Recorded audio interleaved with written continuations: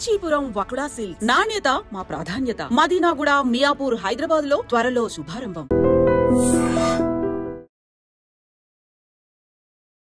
Hi, hello, నమస్తే, welcome back to iDream media. ఈరోజు మనతో ఉన్నారు MP certified mutual fund distributor అయిన పిఎస్ చంద్రశేఖర్ గారు. సార్తో మాట్లాడదాం. Hi sir. హాయ్ అండి. సార్, మార్కెట్ అనేది చాలా ఫాలో అవుతూ వెళ్తుంది అండ్ అంటే బేర్ పంజా కనిపిస్తుంది అన్నట్టు చెప్తున్నారు అనలిస్టులు అందరూ కూడా. డిఫరెంట్ గ్లోబల్ ఫ్యాక్టర్స్ ఉన్నాయి. ఈవెన్ ఎంత బడ్జెట్ పాజిటివ్గా ఉన్నా కూడా మార్కెట్కి ఏమీ ప్లస్ అవ్వలేదని చెప్పవచ్చు. అయితే ఇలాంటి టైంలో అంటే చెప్పాలంటే మార్కెట్ అప్రాక్సిమేట్లీ 20 to 30% ఫాలో అవుతుందని చెప్పొచ్చు. ఇలాంటి టైంలో మరి మనం సస్టైనబిలిటీ కావాలి అనుకున్నప్పుడు ఏం చేయాలంటారు? చాలామంది బయటకు వచ్చేస్తున్నారు. బయటకు వచ్చేయడం కరెక్టా, అక్కడే స్టే చేసి హోల్డ్ చేసుకొని ఉండాలంటారా? విరాట్ గారు, మంచి క్వశ్చన్ అండి. ఫస్ట్ మనం మార్కెట్ వాలటాలిటీ గురించి అర్థం చేసుకుందాం సార్. అసలు ఎందుకు అంత వాలటైల్గా ఉంది? మేబీ సో మెనీ రీజన్స్ అండి. ఒకటి మేజర్ రీజన్ ఏంటంటే ఈ వార్ ఉంది ఆల్రెడీ, యుక్రెయిన్ ఇది. తర్వాత ఇది కాకుండా సార్ ఇన్ఫ్లేషన్ ఒక ఇది, గ్లోబల్ క్రైసిస్ ఒకటి, తర్వాత ఎకనామికల్ పొలిటికల్ సిచ్యువేషన్స్ కూడా. ఇప్పుడు ఇంపార్టెంట్ ఏంటంటే సార్, ట్రంప్ టారిఫ్స్ ఎలా ప్లే అవుతుంది ఏంటి, ఎస్పెషల్లీ ఇండియా కూడా దీని నుంచి బయటకు వెళ్ళే ఛాన్సెస్ లేదని పబ్లిక్గా అనౌన్స్ చేశాడు ఆయన, ట్రంప్ గారు. సో ఇవన్నీ ఎఫెక్ట్స్ అనేది మన మార్కెట్ మీద కనబడుతుందండి, రైట్? సో సార్ ఇప్పుడు చూసుకుంటే సార్ మనం 20 to 30% లేదా 20-25% అనుకోండి మార్కెట్. సో మ్యూచువల్ ఫండ్స్లో మనం పర్టికులర్గా తీసుకుంటే కొన్ని సెక్టార్స్ ఉన్నాయి, ఫండ్స్ ఉన్నాయి. సో దాని గురించి మాట్లాడదాం సార్. ఒకటి డిఫెన్స్ అండి, defence mutual fund. Defence funds అనేది ఒక్కొక్క మ్యూచువల్ ఫండ్ ఏఎంసీస్లో డిఫరెంట్ పేర్ల మీద ఉంటాయి. జనరల్గా మనం డిఫెన్స్ మ్యూచువల్ ఫండ్ అది చూసుకుంటే ఇన్ఫ్రాస్ట్రక్చర్ ఫండ్స్, పవర్ ఫండ్స్, ఈ మూడు చూసుకుంటే సార్ 20 to 30-35% ఫాల్ అనేది పడింది, రైట్? సో మనం ఇక్కడ అర్థం చేసుకోవాల్సింది ఏంటంటే ఇదన్నీ టెంపరీ ఫేజ్. మార్కెట్ వాలటాలిటీస్ ఉంటాయి, ఎప్పుడు మార్కెట్ ఒకేసారి పెరుగుతూ ఉండదు. అప్స్ అండ్ డౌన్స్ ఉంటాయి, వాలటాలిటీ ఉంటాయి. సో మనకి ఎప్పుడైనా ఎవరైనా ఇన్వెస్ట్ చేసేటప్పుడు ఇది బేసిక్ అండర్స్టాండింగ్ అనేది ఉండాలి. ఎందుకంటే పొలిటికల్ సినారియోస్ మారుతూనే ఉంటాయి. ఎలక్షన్స్ వచ్చిన తర్వాత మళ్ళీ మంచి పెరగడం అన్నీ జరిగాయి, కామన్. బట్ మనం ఎప్పుడైనా చూసేటప్పుడు ఏంటంటే లాంగెస్ట్ టర్మ్ స్ట్రాటజీ అనేది చూసుకోవాలి. ఇలాంటి ఇప్పుడు నేను మాట్లాడుకున్న funds, defence, infra, power 20 to 30-35% పడింది, రైట్? ఇప్పుడు ఏంటంటే సార్, జనరల్గా ఈ మ్యూచువల్ ఫండ్స్లో ఇన్వెస్ట్ చేసేటప్పుడు ప్రతి ఒక్కరూ ఇన్వెస్టెడ్ మినిమం 7 years అనేది ఉండాలి మార్కెట్లో. ఎందుకు 7 years ఉండాలి అనేటప్పుడు మనం మాట్లాడుకుంటే, ఎప్పుడైతే ఈ ఇనిషియల్ పీరియడ్లో ఒకవేళ మార్కెట్ పడినా సరే రికవరీ అనేది, ఫర్ ఎగ్జాంపుల్ ఇవాళ మార్కెట్ పడిందండి, లేకపోతే 2008లో మార్కెట్ క్రాష్ అయింది. క్రాష్ అయ్యేటప్పుడు 100 రూపాయలు 40 రూపాయలకి వచ్చింది, 60 రూపాయలు పడిపోయింది అనుకోండి. 40 రూపాయలు మళ్ళీ రికవరీ అవ్వాలంటే రికవరీ అయ్యే ఫేజెస్ ఉన్నాయి చూసారా మనది. అది ఒక మినిమం 8 months నుంచి 1 year, 1.5, 2 yearsలో మళ్ళీ రికవరీ అనేది అయిపోయింది. ఏ సినారియోస్ తీసుకున్నా, 2001 అవనండి, లేకపోతే 2008 అవనండి, ఆ రికవరీ అనేది 8 months నుంచి 1.5 year to 2 years ఫేజ్లో రికవరీ అనేది అయిపోయింది. People were in the profits again.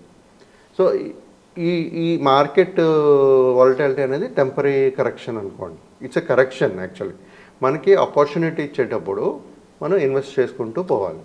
Plus ఈ 7 years ఎందుకు ఇన్వెస్ట్ చేయాలి అనుకుంటే, 7 years తర్వాతే మన పవర్ ఆఫ్ కాంపౌండింగ్ అనేది మనకు కనబడుతుంది. ఆఫ్టర్ 7 years మీరు ఎవరైనా మ్యూచువల్ ఫండ్స్లో ఇన్వెస్ట్ చేసినప్పుడు 5 to 7 years వరకు చూడకండి అసలు market. Me ups and downs ఉన్న ఏం చూడకండి. 7th year తర్వాత మీ పర్ఫార్మెన్స్ ఆఫ్ యువర్ ఫండ్ చూడండి బాగా చేస్తుందా లేదా చూడండి. ఒకసారి పర్ఫార్మెన్స్, ఒకవేళ ఫండ్ రివ్యూస్ కావాలంటే మీరు 2 yearsకి ఒకసారి చేసుకోండి. బట్ యాక్చువల్ రియల్ గ్రోత్ అనేది మనకి 7 years తర్వాత కనబడుతుంది. ప్లస్ 7 years తర్వాత ఏమవుతుందంటే పవర్ ఆఫ్ కాంపౌండింగ్ ప్లే చేసేటప్పుడు తక్కువ సమయంలో మనకి రిటర్న్స్ ఎక్కువ డబుల్ అయ్యే ఛాన్సెస్ ఫాస్టర్ పేస్లో అవుతుంటాయి. సో ఈ 7 years అనేది తీసుకోండి. ఆన్ అండ్ యావరేజ్ సార్ ఇప్పుడు రిటర్న్స్ కూడా ఎలా తీసుకోవాలి అనుకుంటే మన ఇన్ఫ్లేషన్ ఇప్పుడు 5% ఉందనుకో, 5-6% ఉందండి, ప్లస్ రియల్ జీడిపి ఒక 6-6.4 ఉందనుకోండి. అంటే ఈ రెండు కలుపుకుంటే ఆ రిటర్న్స్ అయితే వచ్చేటట్టుగా మనం ప్లాన్ చేసుకోవచ్చు. కానీ మ్యూచువల్ ఫండ్స్లో అది గ్యారంటీడా కాదు. మా mutual funds are subject to market risk. So but history చూసుకుంటే సార్ ఈ మన ఇన్ఫ్లేషన్ ప్లస్ రియల్ జీడిపి కలుపుకునే నామినల్ జీడిపి ఏదైతే ఫిగర్ వస్తుందో 11%-12% ఆ రిటర్న్స్ అనేది జనరేట్ చేసింది, రైట్? సో ఇప్పుడు సార్ ఇలాంటి వాలటైల్ మార్కెట్లో మనం ఎక్కడ ఇన్వెస్ట్ చేయాలి? ఇప్పుడు మీరు చూసుకుంటే మిడ్ స్మాల్ క్యాప్స్ బాగా పడ్డాయి. సో ఇంకా అది అక్కడే అయిపోయిందా ఫాల్ అనేది ఎవరికి తెలియదు. నేను చెప్పలేను, ఫండ్ మేనేజర్ ఎవరు చెప్పలేరు. కాకపోతే ఎక్స్పర్ట్స్ ఏమంటున్నారంటే ఇంకా కరెక్షన్ ఉంది, ఇక్కడ స్టాక్స్ ఓవర్ వాల్యూడ్ ఉంది అని చెప్తున్నారు, రైట్? సో ఇలాంటి సిచ్యువేషన్స్ ప్రతి ఒక్క ఇన్వెస్టర్స్ చూడవలసిన ఫండ్స్, అంటే నేను ఫండ్ పేర్లు చెప్పట్లేదు, కేటగిరీస్ చెప్తున్నాను, రైట్? మీకు ఎవరైనా ఒకవేళ ఇన్వెస్ట్ చేయాలి అనుకునేటప్పుడు మాలాంటి మ్యూచువల్ ఫండ్ డిస్ట్రిబ్యూటర్తో కాంటాక్ట్ చేయగలిస్తే ఫండ్ పేర్లు కూడా మేము చెప్పగలుస్తాం. మనం ఒక డిస్కషన్ చేసుకుని మన ఇన్వెస్ట్మెంట్ స్ట్రాటజీ అనేది ముందుకు వెళ్ళొచ్చండి. ఇప్పుడు నేను జనరల్గా చెప్పేది ఏంటంటే సార్, ఈ టైమ్ ఆఫ్ సిచ్యువేషన్స్లో ఫ్లెక్సీ క్యాప్ చూడండి, ఓకే, ఎక్స్ప్లోర్ చేయండి. రెండోది లార్జ్ క్యాప్, మూడోది మల్టీ ఎసెట్ ఫండ్. ఈ మూడు కేటగిరీస్ అనేది ఇలాంటి వాలటైల్ మార్కెట్లో ప్రజెంట్ సినారియోలో మనం ఎక్స్ప్లోర్ చేసి ఇన్వెస్ట్ చేయొచ్చండి.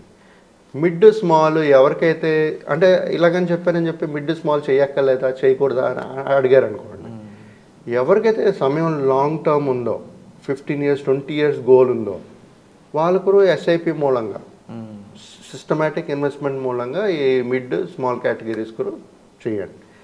మనం ఇందాక మాట్లాడుకున్నట్టుగా థిమాటిక్ అంటే sectoral funds, defence, infra, power పడిందని చెప్పాను. మనం ఏమంటుంటాం, ఎప్పుడైనా మార్కెట్ పడేటప్పుడు మన ఆపర్చునిటీ తీసుకుని కొనుక్కోవాలంటాం. ఇప్పుడు మీరు మన ఇండియన్ గ్రోత్ హిస్టరీ ఈ మూడు తీసామనుకోండి, మనం ఏది డిఫెన్సు, పవరు, ఇన్ఫ్రాస్ట్రక్చర్, ఈ మూడు తీసామంటే ఇండియా గ్రోత్ ఉంటుందా? ఉండదు. సో ఇంపార్టెంట్ ఏంటంటే అలాంటి ఫండ్స్ కూడా ఇన్వెస్ట్మెంట్ చేస్తే మనకు బెటర్ రిటర్న్స్ అనేది వస్తుంది. ఇది కాకుండా ఇంకోటి నాలుగోది కన్జ్యూమర్ ఫండ్, కన్జంప్షన్ ఫండ్. మన కన్జంప్షన్ చేస్తేనే కదా మనం ఎదిగేది. మన ఇప్పుడు మీరు వెళ్ళి ఒక రెస్టారెంట్లో తింటున్నారు, right? So you are consuming your money to eat at a restaurant. అంటే వాళ్ళు ఎదుగుతున్నారు, అంటే మీరు పెడుతున్నారు, వాళ్ళు దే ఆర్ ఎర్నింగ్. ఎవరు? రెస్టారెంట్ వాళ్ళు, రైట్? సో రెస్టారెంట్ ఎదుగుతున్నారంటే government income, they are growing.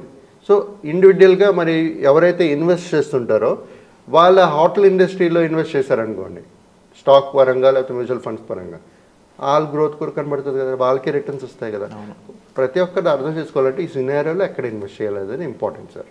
So ఇలాగ ప్లాన్ చేసుకుంటూ ప్రతి ఒక్కరూ ఈ వాలటైల్ మార్కెట్లో ఇన్వెస్ట్ చేసుకుంటూ మీ జర్నీ అనేది, ఇన్వెస్ట్మెంట్ జర్నీ అనేది క్యారీ ఆన్ చేయండి సార్. సో విన్నారు కదండి చంద్రశేఖర్ గారు చెప్పిన పాయింట్స్ అనేవి. అయితే సార్ చెప్పిన విధంగా మీరు స్ట్రాటజికల్గా ముందుకు వెళ్ళాలి అంటే మాత్రం తప్పకుండా గైడెన్స్ అనేది చాలా ఇంపార్టెంట్. అండ్ అది ప్రతిసారి అంటే మీరు ఇన్వెస్ట్ చేసే ప్రతిసారి ఇంపార్టెంట్. కాబట్టి యాజ్ ఏ మ్యూచువల్ ఫండ్ డిస్ట్రిబ్యూటర్గా మీరు సార్ని సంప్రదించినట్లయితే సరైన మంచి ఇన్ఫర్మేషన్ మీకు అందజేయడానికి డైరెక్ట్గా ఒక పాసిబిలిటీ అయితే ఉంటుంది. సో వచ్చే ఎపిసోడ్లో మళ్ళీ కలుద్దాం. Thank you so much sir. Thank you అండి.